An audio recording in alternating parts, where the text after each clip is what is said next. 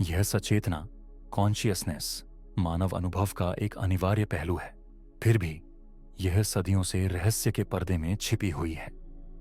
दार्शनिकों, वैज्ञानिकों और आध्यात्मिक खोजकर्ताओं ने इस प्रश्न का उत्तर खोजने के लिए खुद को समर्पित किया है कि वास्तव में सचेत होने का मतलब क्या है। विज्ञान और तकनीक में हुई प्रगति के बावजूद सचेतना आज भी हमारी समझ से परे है। जैसे यह ब्रह्मांड के केंद्र में एक रहस्यमय उपस्थिति हो।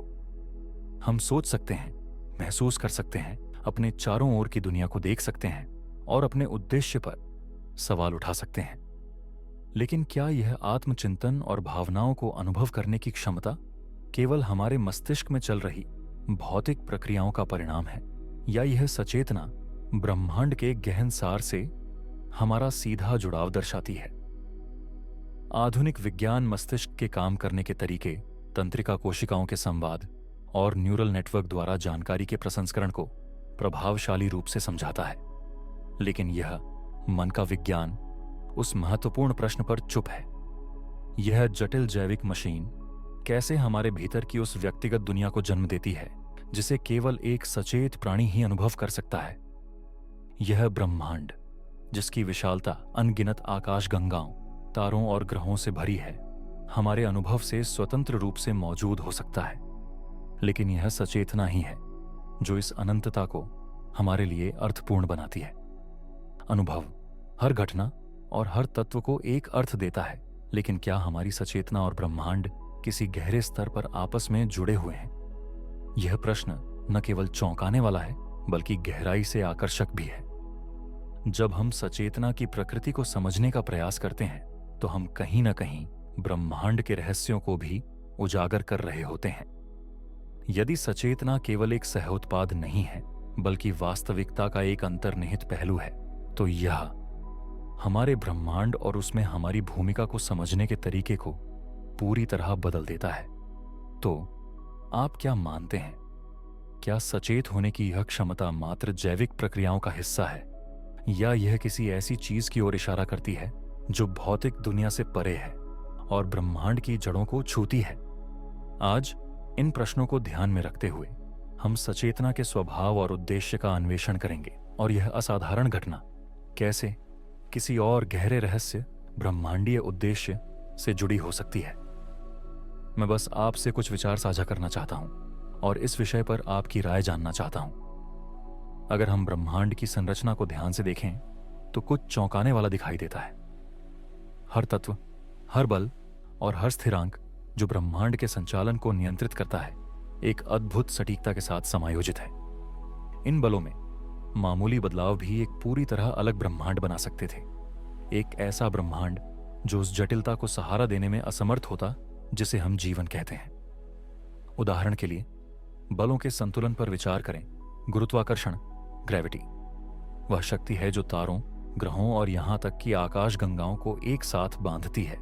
लेकिन अगर यह शक्ति थोड़ी भी अधिक मजबूत या कमजोर होती तो जीवन का अस्तित्व असंभव हो जाता।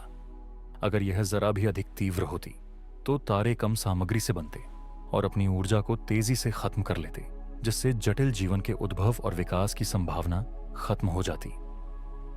दूसरी ओर अगर यह जरा भी कमजोर होती तो तारे कभी भी इतनी उच्च तापमान तक नहीं पहुंच पाते कि भारी तत्वों का निर्माण कर सकें, जैसे कि कार्बन और ऑक्सीजन, जो जीवन के लिए आवश्यक हैं।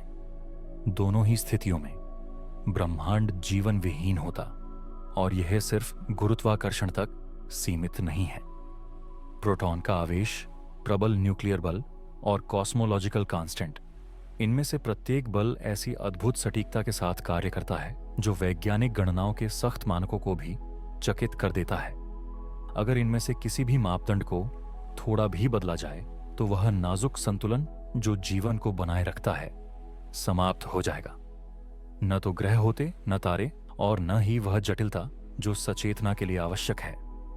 इस परिदृश्य का सामना करते हुए एक अनिवार्य प्रश्न उभरता है, क्या ब्रह्मांड मात्र एक संयोग का परिणाम है, या इसके विन्यास में किसी निहित इरादे की झलक मिलती है? यह अत्यधिक सटीकता और जीवन को संभव बनाने वाले सटीक मान जैसे किसी तरह इस ओर संकेत करते हैं कि ब्रह्मांड का झुकाव, सृजन जटिलता और सचेतना की ओर है। ऐसा लगता है जैसे ब्रह्मांड ने अपने नियमों को इस प्रकार तैयार किया हो कि केवल पदार्थ से परे कुछ उभर सके, कुछ ऐसा जो अपने अस्तित्व को देख सके, उस पर चिंतन कर सके और उसे अर्थ दे सके। फाइन ट्यूनिंग की इस अवधारणा की समय के साथ अलग अलग तरीकों से व्याख्या की गई है। इस अद्भुत सटीकता को कुछ लोग एक उच्च बुद्धि या शक्ति का प्रमाण मानते हैं जिसने हर उस चीज की रचना की जिसे हम जानते हैं।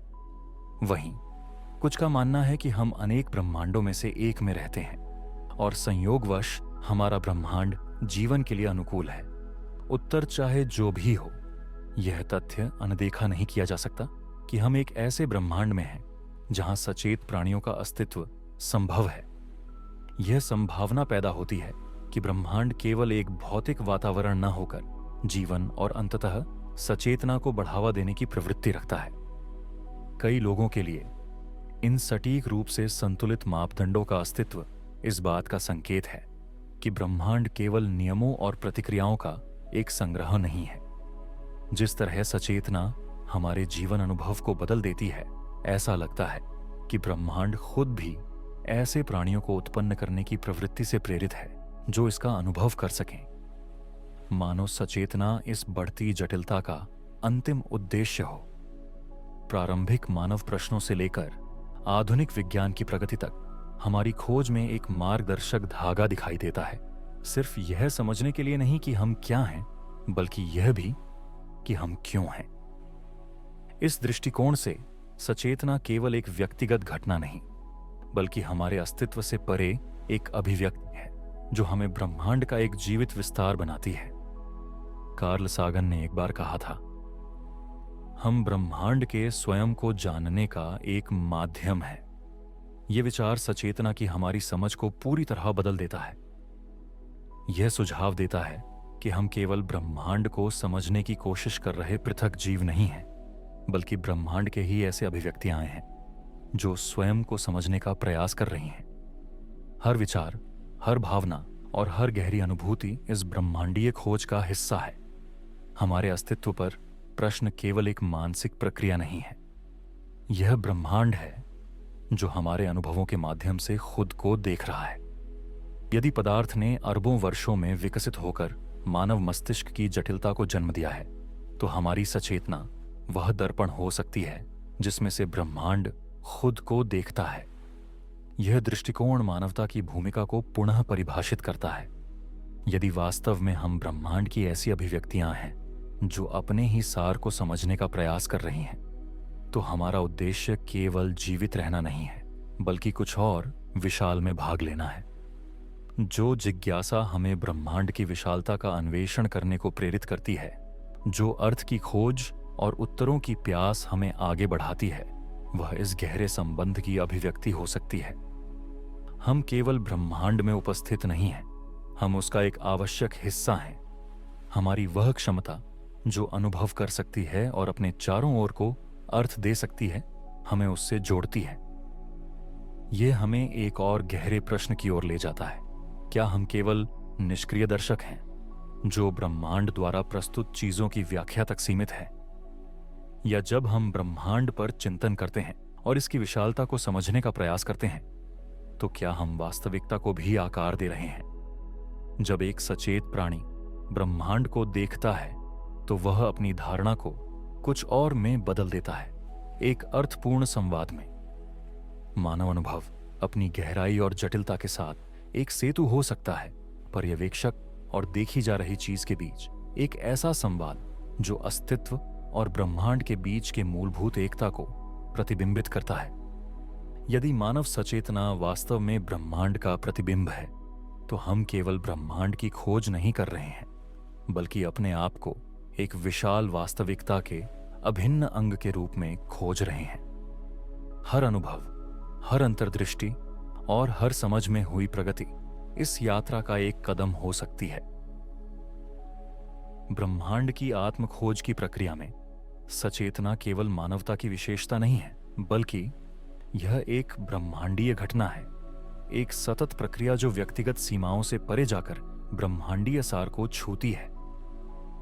हमारी पहचान एक सचेत प्राणी के रूप में सीमित परिभाषाओं से कहीं अधिक व्यापक हो सकती है। हम न केवल अद्वितीय हैं, बल्कि सार्वभौमिक भी, एक ऐसी अभिव्यक्ति जो हमारे माध्यम से खुद को समझने और साकार करने का प्रयास करती है। इतिहास में विज्ञान और आध्यात्मिकता को अक्सर विरोधी रास्तों के रूप में देखा गया है, जो अस्तित्व के रहस्य को अलग अलग दृष्टिकोणों से समझने का प्रयास करते हैं। विज्ञान भौतिक दुनिया को संचालित करने वाली प्रक्रियाओं का निरीक्षण और विश्लेषण करता है। यह समझने की कोशिश करता है कि घटनाएं कैसे उत्पन्न होती हैं और विकसित होती हैं। दूसरी ओर, आध्यात्मिकता जीवन के गहरे उद्देश्य और अर्थ को समझने की कोशिश करती है, उन आयामों की खोज करती है जो भौतिकता से परे हैं। हालांकि जब हम सचेतना के प्रश्न में गहराई से उतरते हैं, तो यह स्पष्ट होता है कि दोनों दृष्टिकोण न केवल एक ही रहस्य की जांच करते हैं, बल्कि एक दूसरे को महत्वपूर्ण तरीकों से पूरक भी करते हैं। विज्ञान के लिए सचेतना एक पहेली है, क्योंकि यह कारण और प्रभाव के पारंपरिक मॉडल में पूरी तरह फिट नहीं बैठती। वैज्ञानिक यह समझने की कोशिश करते हैं कि मस्तिष्क की विद्युत और रासायनिक गतिविधियां किस प्रकार व्यक्तिपरक अनुभवों को जन्म देती हैं, एक समस्या जिसे सचेतना की कठिन समस्या के रूप में जाना जाता है। भौतिकवादी दृष्टिकोण के अनुसार सचेतना मस्तिष्क की जटिलता और जैविक विकास का एक उपोत्पाद है, जो लाखों वर्षों में विकसित हुआ। यह एक माध्यमिक प्रभाव है जो जैविक प्रक्रियाओं के परिणाम स्वरूप उत्पन्न हुआ। हालांकि दार्शनिक थॉमस जैसे विचारकों ने इस सीमित दृष्टिकोण को चुनौती दी है, और इस प्रकार ब्रह्मांड केवल एक उद्देश्यहीन मशीन नहीं, बल्कि विभिन्न स्तरों की जटिलताओं में एक जीवित और सचेत संरचना हो सकता है। दूसरी ओर, आध्यात्मिकता ने हमेशा यह विचार बनाए रखा है कि सचेतना का एक पारलौकिक स्रोत है।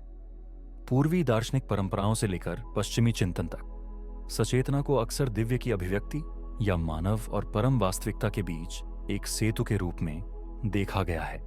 यह दृष्टिकोण हमें यह सोचने के लिए आमंत्रित करता है कि सचेतना केवल एक घटना नहीं है, बल्कि एक जानबूझकर बनाया गया पहलू है, एक ऐसा उपकरण जिसके माध्यम से ब्रह्मांड या अस्तित्व अपनी शुद्धतम अवस्था में खुद को व्यक्त और अनुभव कर सकता है।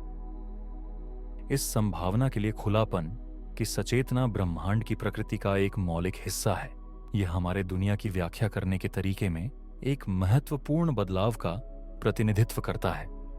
जब हम वैज्ञानिक जांचों को आध्यात्मिकता से उठाए गए सवालों के साथ जोड़ते हैं, तो हम एक समृद्ध दृष्टिकोण की अनुमति देते हैं, जो केवल एकल व्याख्या तक सीमित नहीं है।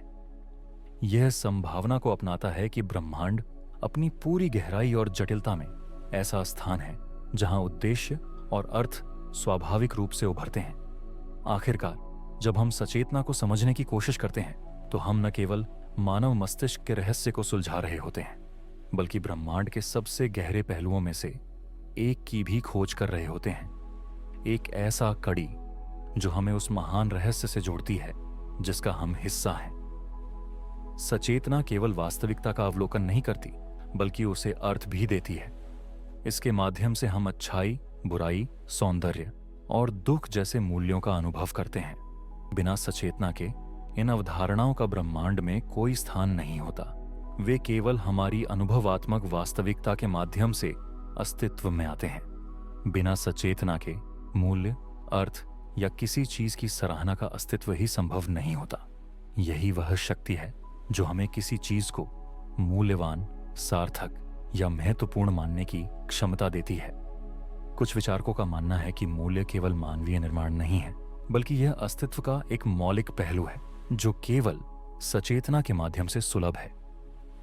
इस दृष्टिकोण को अक्सर मूल्य यथार्थवाद, वैल्यू रियलिज्म कहा जाता है, जो यह सुझाव देता है कि मूल्य हमारी व्यक्तिगत और सांस्कृतिक व्याख्याओं से परे हैं। जब हम खुशी या पीड़ा, प्रेम या क्षति का अनुभव करते हैं, तो हम केवल भौतिक उत्तेजनाओं पर प्रतिक्रिया नहीं कर रहे होते।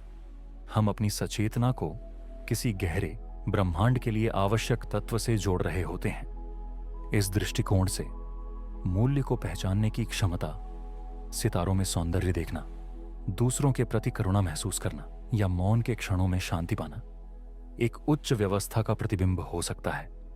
यह हमारे भीतर की अनुभूति और उस सत्य के बीच का संबंध हो सकता है जो हमारे परे मौजूद है।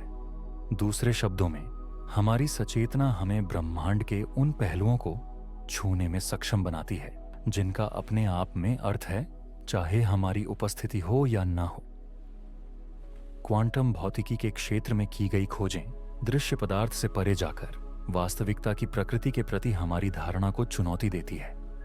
जब हम क्वांटम कणों के व्यवहार का अध्ययन करते हैं तो कुछ चौंकाने वाला सामने आता है। मापने पर ये कण एक विशिष्ट अवस्था चुनते हुए प्रतीत होते हैं, जैसे कि किसी सचेत पर्यवेक्षक की उपस्थिति उनके व्यवहार को प्रभावित कर रही हो। इस संदर्भ में एक महत्वपूर्ण प्रश्न उठता है, यदि अवलोकन का कार्य कणों के व्यवहार को बदलता है तो क्या सचेतना वास्तविकता के निर्माण में सक्रिय तत्व हो सकती है? भौतिक विज्ञानी जॉन व्हीलर ने उन विचारकों में से एक थे जिन्होंने यह प्रस्ताव रखा कि एक पर्यवेक्षक की उपस्थिति ब्रह्मांड के अस्तित्व के लिए आवश्यक है, जैसा कि हम उसे जानते हैं। उनकी इस अवधारणा ने यह विचार दिया कि सचेतना केवल अनुभव करने का माध्यम नहीं है, बल्कि वास्तविकता को आकार देने में एक केंद्रीय भूमिका निभाती है। पर्यवेक्षक की भूमिका पर अपने विचारों में जॉन व्हीलर ने सुझाव दिया कि सचेतना केवल अवलोकन करने वाली शक्ति नहीं है, बल्कि ब्रह्मांड के रचनात्मक प्रक्रिया में सक्रिय रूप से भाग लेने वाला एक अनिवार्य घटक है। यह धारणा पारंपरिक दृष्टिकोण को चुनौती देती है, जिसमें वास्तविकता को हमारी धारणा से स्वतंत्र माना जाता है। इसके बजाय यह सुझाव देता है कि किसी चीज को देखने का कार्य स्वयं उस चीज को आकार दे सकता है। इस विचार को रेट्रोकॉज़ैलिटी कहा जाता है, जो कारण और प्रभाव की रेखीय समझ पर सवाल उठाता है। यह मानता है कि सचेतना वास्तविकता की दिशा को प्रभावित कर सकती है। इस दृष्टिकोण में सचेतना को सह-निर्माता का दर्जा दिया गया है, एक ऐसी शक्ति जो ब्रह्मांड की गहराई से जुड़कर उसके विकास में भाग लेती है। यह विचार हमें यह सोचने के लिए प्रेरित करता है कि हमारी भूमिका केवल निष्क्रिय पर्यवेक्षक की नहीं है। हमारी सचेतना स्वयं ब्रह्मांड का एक सक्रिय अभिव्यक्ति हो सकती है जो निरंतर विकास में है। सचेतना से जुड़े सभी रहस्यों और जटिलताओं का सामना करते हुए एक संभावना उभरती है जो हमारे ब्रह्मांड की समझ को पुनर्परिभाषित करती है। क्या होगा यदि सचेतना केवल एक संयोगजन्य प्रभाव नहीं है, बल्कि एक आवश्यक तत्व है, एक कॉस्मिक इंपरेटिव? यह परिकल्पना हमें यह सोचने पर मजबूर करती है कि ब्रह्मांड स्वयं निरंतर विकास की प्रक्रिया में है, जो न केवल भौतिक संरचनाओं का निर्माण करता है, बल्कि सचेतना की उपस्थिति का भी विस्तार करता है। यह विचार इंगित करता है कि सचेतना कोई अलग-थलग घटना नहीं है जो विशेष परिस्थितियों में उत्पन्न होती है, बल्कि ब्रह्मांड की प्रकृति की एक मौलिक अभिव्यक्ति है। मानो अपनी संपूर्ण यात्रा में ब्रह्मांड एक ऐसी जटिलता के बिंदु तक पहुंच रहा हो जहां सचेतना केवल एक घटना नहीं, बल्कि उसकी आत्मा का अभिन्न हिस्सा बन जाती है।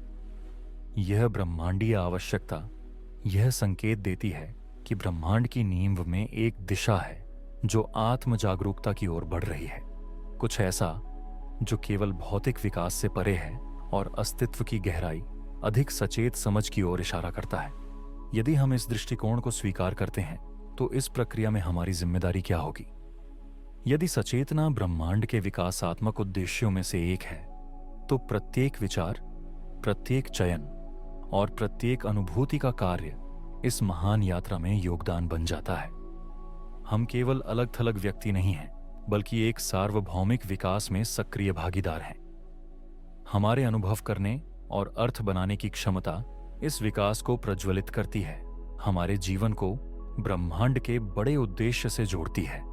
इसीलिए सचेतना की ब्रह्मांडीय आवश्यकता हमें उद्देश्य के साथ जीने का निमंत्रण देती है, यह समझते हुए कि आत्मज्ञान का हर अनुभव और विस्तारित जागरूकता का हर कार्य एक ऐसी विकास की दिशा में कदम है जो मानवता से परे है। इस दृष्टिकोण से सचेतना केवल मानव अस्तित्व की विशेषता नहीं होगी, बल्कि ब्रह्मांड की निरंतर अभिव्यक्ति होगी, एक उपस्थिति जो हमें कुछ बड़े से जोड़ती है और वास्तविकता के विस्तार में हमारे महत्वपूर्ण स्थान की याद दिलाती है। इस यात्रा पर मेरे साथ चलने के लिए धन्यवाद। यदि यह वीडियो आपके साथ गूंजता है तो कृपया लाइक और सब्सक्राइब करें और इसे दूसरों के साथ साझा करें ताकि वे भी इस संदेश से लाभ उठा सकें। नीचे टिप्पणी में अपने विचार, परिप्रेक्ष्य और अनुभव साझा करना न भूलें। फिर से धन्यवाद और जल्द ही मिलते हैं।